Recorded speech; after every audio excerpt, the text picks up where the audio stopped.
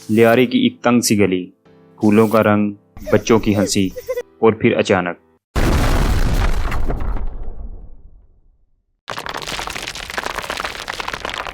हर gangster की जिंदगी गुनाह से शुरू नहीं होती।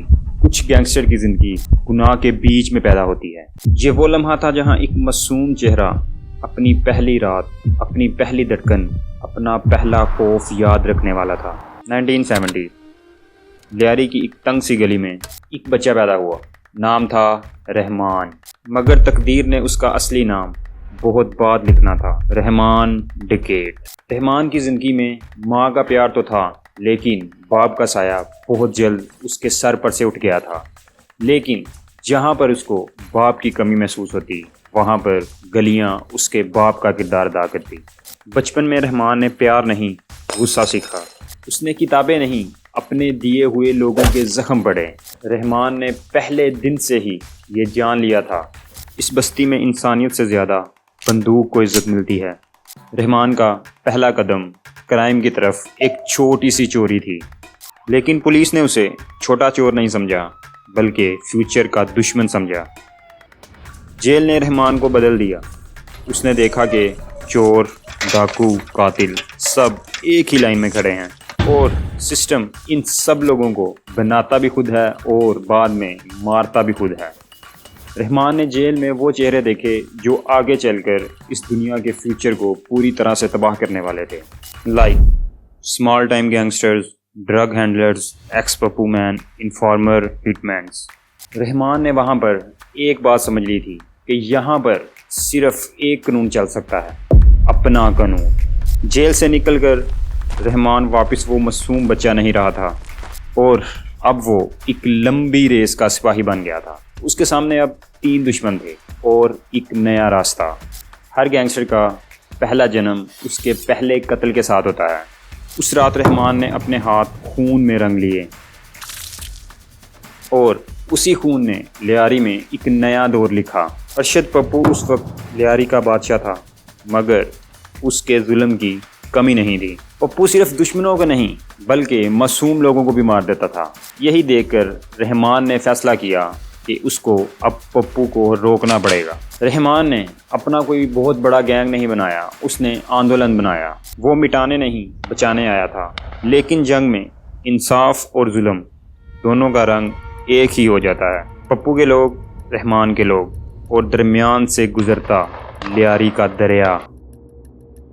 लियारी ने उस वक्त पहली बार 2 दौर की जंग देखी। उसके बाद रहमान डकैत अब सिर्फ एक गैंगस्टर नहीं, बल्कि लियारी की रातों का रखवाला बन गया था।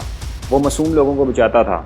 उसकी आंखों में दुश्मन के लिए इंतकाम था और अपने लोगों के लिए प्यार। इन 2 चीज़ों के मिक्सचर ने रहमान को उस शहर का सबसे बड़ा बदमाश बना दिया था। अरशद पप्पू के जुल्म की दीवार अब दरार खा रही थी। रहमान का नाम हर गली में गूंज रहा था और अभी तो कहानी सिर्फ शुरू हुई है, क्योंकि रहमान डकैत की असल जंग अभी आना बाकी है। जब दुश्मनी ज़िंदगी से पुरानी हो जाए तो फिर हर गोली किसी न किसी किस्से का जवाब होती है। अरशद पप्पू ने लियारी को एक जंगल बना दिया था। उसका कानून सिर्फ एक था, जो मेरे सामने नहीं झुकता वो जिंदा नहीं रहता। पप्पू को लगता था कि लियारी उसकी जायदाद है, लोग उसके गुलाम हैं जिनसे वो जब चाहे खेल सके। मगर हर जुल्म का एक मुकाबिल होता है और इस मर्तबा उस मुकाबिल का नाम था रहमान डकैत। रहमान अब सिर्फ गैंगस्टर नहीं रहा था, वो अवाम का सिपाही बन चुका था। लोग उसे चोर नहीं, बल्कि अपना रखवाला समझते थे, क्योंकि उसने बहुत सारे लोगों की मदद की थी अरशद पप्पू से। A mother crying in front of Rahman. Pappu ने मेरा बेटा ले लिया। ये देखकर रहमान ने कहा कि बदला पर्सनल हो गया है। रहमान ने पप्पू को पहले पैगाम दे दिया, मैं आ गया हूँ। पप्पू का दिमाग तूफान की तरह बरस पड़ा। ये सब सुनकर पप्पू बहुत ज़्यादा गुस्से में आ गया, क्योंकि उसके इलाके में कोई और बंदा जब उसको धमकी देगा तो वो ऑटोमेटिकली गुस्से में आ जाएगा। उस रात लियारी में 11 जाने गई। लियारी के हर कोने में जंग की बू फैल चुकी थी। रहमान और पप्पू दोनों का एक ही मकसद था, दूसरों को मिटा देना। उस दिन रहमान ने जंग सिर्फ बंदूक से नहीं लड़ी, बल्कि उसने लोगों के दिल भी जीत लिए। पप्पू के लोग पैसे देते थे, रहमान के लोग इज्जत देते थे। इन दोनों में फ़र्क ही ये था कि पप्पू को कुर्सी चाहिए थी, रहमान को लियारी। एक दिन अरशद पप्पू ने उस इलाके की एक लड़की को उठा लिया और 2 जवानों को भी बेरहमी से कत्ल कर दिया। उसने सोचा कि ये सब करने से लोगों में उसका डर पहले से और ज़्यादा बढ़ जाएगा, लेकिन लोगों का डर नहीं बल्कि रहमान का गुस्सा पहले से और ज़्यादा बढ़ गया। उस दिन रहमान ने फैसला कर लिया कि अब ये जंग नहीं बल्कि हमेशा के लिए आज़ादी होगी। लियारी की तारीख का सबसे बड़ा क्लैश उस दिन शुरू हुआ। हर गली बारूद से भर गई, हर मोहल्ले में मौत की गर्द उठी। कुछ लोग रहमान को हीरो कहते, कुछ लोग कातिल और कुछ लोग अपना रखवाला।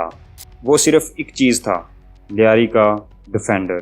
पप्पू ने पहली बार पीछे हटने में ही अपनी बेहतरी समझी। अरशद पप्पू का नेटवर्क आहिस्ता आहिस्ता टूटने लगा, क्योंकि उसकी दुश्मनी अब टकरा रही थी रहमान ब्रिगेड के साथ।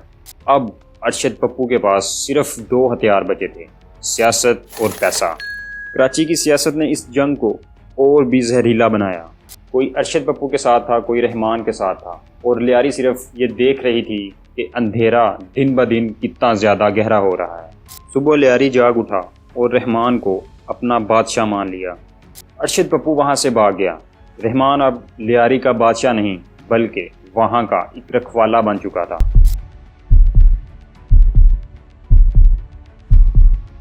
हर गैंगस्टर रईस नहीं होता। कुछ की कहानियाँ दुनिया के सबसे सीधे लोगों से शुरू होती हैं। ये कहानी है एक वार्ड बॉय की, जो तकदीर के हाथ से कराची का सबसे ख़तरनाक वार लॉर्ड बन गया, उज़ैर बलोच। उज़ैर का बचपन रहमान और अरशद पप्पू की तरह बिल्कुल भी नहीं था।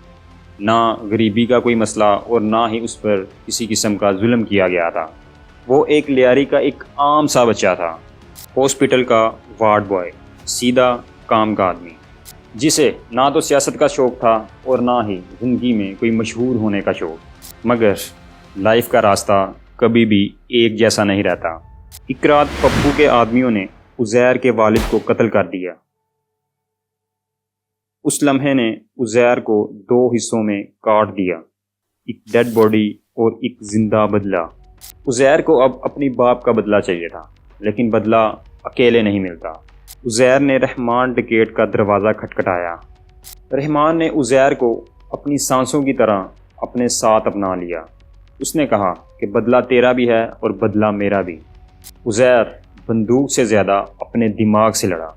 वो दिमाग से पहले हर एक चीज़ को सोचता था, फिर उसका कदम लेता था। रहमान ने देख लिया कि ये लड़का लीडर बन सकता है। जहाँ पप्पू ने लियारी को दुश्मन दिया, वहीं रहमान ने उज़ैर को जिम्मेदारी दी। रहमान ब्रिगेड का दायां हाथ, उसका प्लानर, उसका मुशीर उज़ैर बन चुका था। रहमान ने कहा, यह लड़का एक दिन लियारी चलाएगा। हुकूमत ने लियारी के बदमाश रहमान ब्रिगेड को ख़त्म करने का फैसला किया।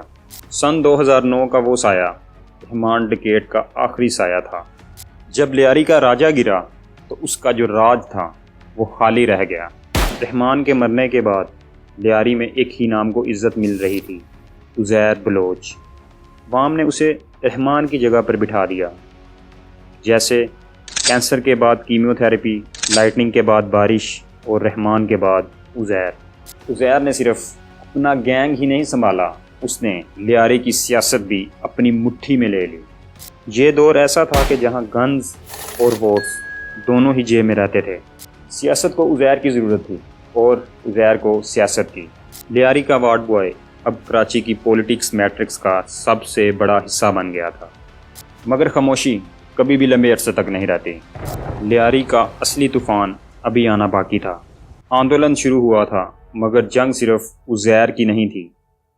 पीपीपी, एमक्यूएम और एजेंसीज अब सारे इस खेल में उतरने वाले थे।